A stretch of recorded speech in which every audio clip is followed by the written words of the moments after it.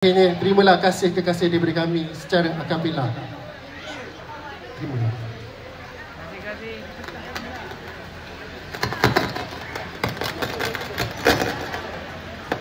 Tak perlu aku ragui sucinya cinta yang kau beri.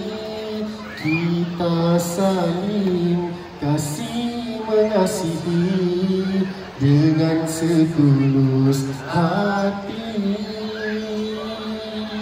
Ayah ibu merestui, menyarum cincin di jari dengan rahmat dari Ilahi. Cinta kita pun bersemi.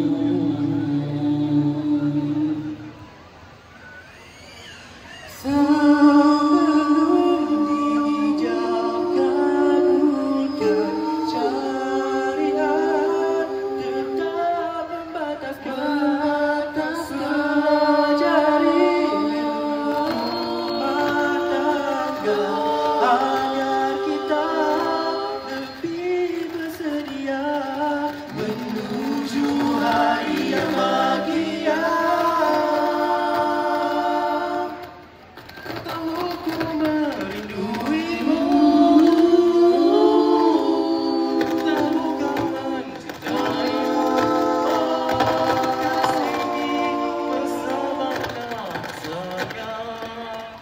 Saat kita akan menjumpa jua, kita akan berdiri semoga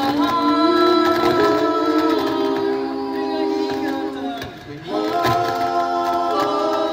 kasih.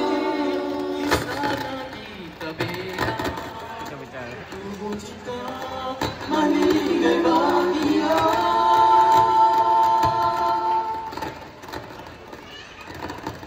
Semoga cinta kita di dalam redha Ilahi.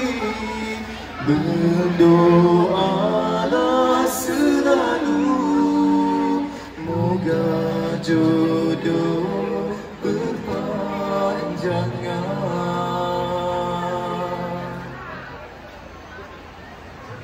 Dah, itu saja daripada kami. Sekian, wabillahi taufiq wal hidayah. Wassalamualaikum warahmatullahi wabarakatuh.